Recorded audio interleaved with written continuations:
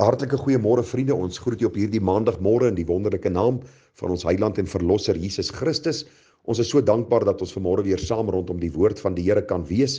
Wat 'n voorreg dat ons gister in sy huis kon wees en vir elkeen van u wat daar was, ons eer die Here daarvoor, vir u wat ingeskakel was via Facebook en dan ook op ons uitsending. Ons eer die Here ook dat u saam met ons kon deel in die woord en in die waarheid van die woord, en ons dank die Here ook vir die standvastigheid wat God se woord in ons lewens bring. Nou ons gaan vanmôre en vir die res van hierdie week bietjie stil staan by die baie besondere gedagte van die wil van die Here vir my lewe en in my besluitneming. Nou as ons dink aan die wil van die Here vir my lewe en in besonder in my besluitneming, dan maak ons baie keer so 'n paar draaie.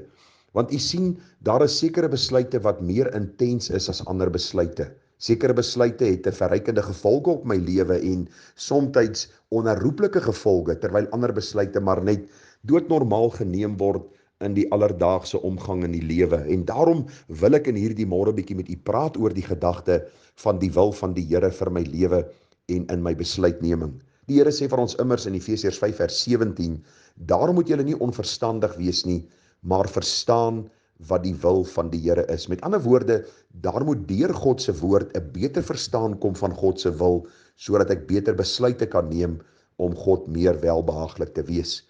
Nou vriende, ek wil begin deur vir u te sê, sommige besluite is makliker en ander is moeiliker. Nou, ons moet elke dag besluite maak. Ons kan nie besluitloos deur die lewe gaan nie. Dink maar net vanmôre toe jy opstaan. U moes besluit het wat u gaan aantrek en wat u gaan eet, en gaan u 2 lepeltjies suiker in die koffie drink of 1, en dit sou afgehang het van die besluit wat u gemaak het, wil u 'n ekstra gewiggie afskit wat u die naweek miskien opgetel het, al dan nie.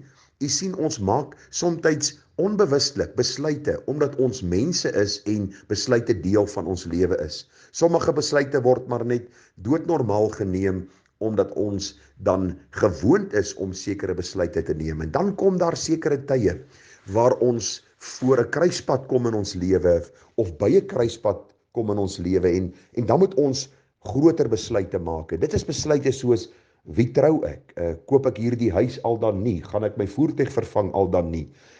Gaan ons verhuis? Gaan ek hierdie nuwe betrekking aanvaar? En so kan ons besluit op besluit op besluit noem, en sommige van hierdie besluite verander ons lewens vir altyd, en dikwels is ons spyt oor die besluite wat ons geneem het, omdat ons nie werklik die wil van die Here verstaan het in hierdie besluitnemingsproses nie. En daarom gaan ek ook poog om hierdie week so 'n bietjie te begelei deur die wil van die Here en dit wat in die woord vir ons geopenbaar is, en dan ook sekere aspekte waarin ons die wil van die Here moet leer ken en leer verstaan, en hoe ons deur dit ook betere besluite kan maak. Nou vriende, ek wil begin deur vanmôre af te skop met sekere dinge wat die Here in sy woord geopenbaar het, wat sy wil vir ons lewe is.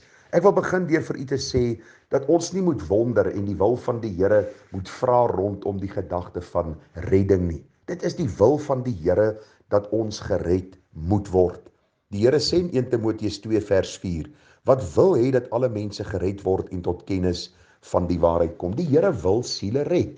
As u nog nie vanmôre gered is nie, is dit nie God se skuld nie. Dit is nie omdat hy onwillig is om u te red nie, maar heel moontlik omdat u nog op 2 gedagtes hinker, omdat u miskien nog die duisternis liewer het as die lig.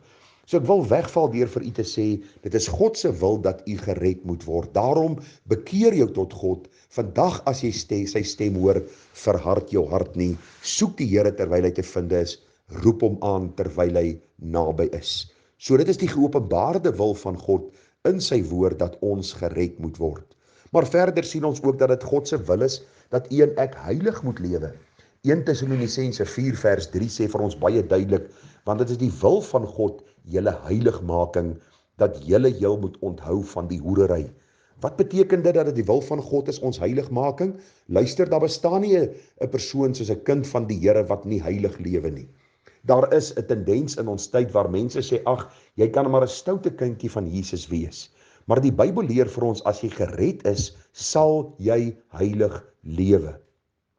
Ons weet ons almal dra nie dieselfde vrug in die heiligmakingsproses nie, maar daar sal ten minste ietsie van God se heiligheid in ons lewe na vore kom. Wat beteken heilig of heiligmaking? Dit beteken eenvoudig om eenkant gesit te wees vir die diens van die Here, om weg te beweeg van sonde na heiligheid, om meer te word soos Jesus. So God se geopenbaarde wil is dat ons gered moet word en dat ons heilig moet lewe.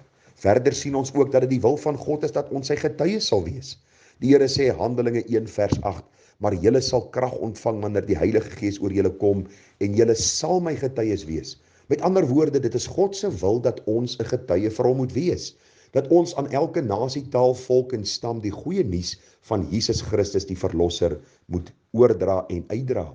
Wat 'n voorreg dat ons skynende ligte in hierdie donker wêreld kan wees. Die Bybel sê vir ons 'n stad wat bo op 'n berg gebou is, kan nie weggesteek word nie. En 'n mens steek ook nie 'n lamp op en sit dit onder 'n maatemmer nie, maar sit dit juis in die huis sodat dit helder kan skyn. Daarom hoef u nie te wonder, is dit die wil van die Here dat ek 'n getuie moet wees nie? U en ek moet sien dat God se wil is en hy het sy Gees juis vir ons gegee sodat ons kragtig kan getuig aangaande sy reddende genade.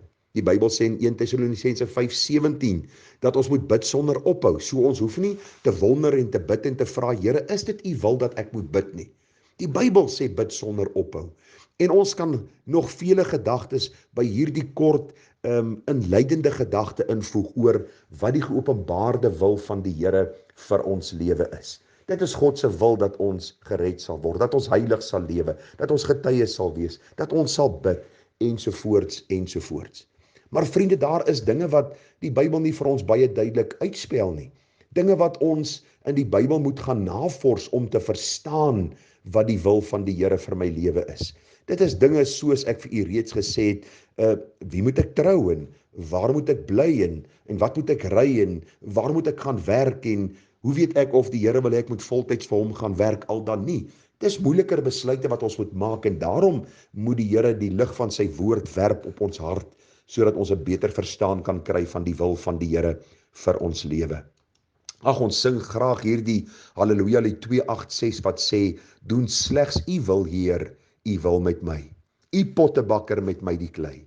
Vorm my en maak my net soos u wil, op u slegs wag ek nederig en stil.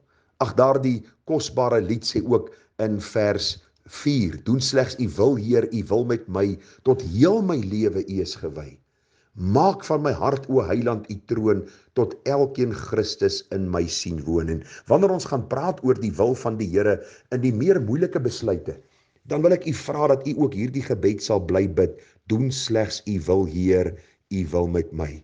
Dan bid ek dat u ook Efesiërs 5:17 sal memoriseer, wat vir ons leer, daarom moet ons nie onverstandig wees nie, maar verstaan wat die wil van die Here is. En ons kan alleen verstaan wat die wil van die Here is, as ons die woord van die Here lees, en as die woord van die Here ons met wysheid bekragtig, sodat ons die regte besluite kan maak. Ons gaan as die Here ons spaar môre verder stil staan by hierdie gedagte van die wil van die Here vir ons lewe en in ons besluitneming. Ons gaan bietjie môre kyk na die twee tipes persone of benaderings wanneer dit kom by hierdie besluitnemingsproses. En dan gaan ons kyk na verkeerde metodes wat mense aanwend om 'n besluit te maak en dan die Bybelse metodes om ons meer helderheid te gee en meer insig te gee sodat ons die regte besluite kan maak. Mag die Here u wysheid gee, mag die Here u genade gee om saam met ons hierdie reeks te volg en mag u aan die einde van die week terugkyk en sê waarlik, nou verstaan ek beter wat God se wil vir my lewe is en ek bid Here, doen slegs u wil, Heer, u wil ook met my. Mag die Here vir u ryklik seën op hierdie maandag en mag u 'n kragtige getuie vir hom wees. Baie liefde en baie seën hier vanuit die pastorie en mag die Here vir u dan ook bekragtig. Mooi dag verder en totsiens.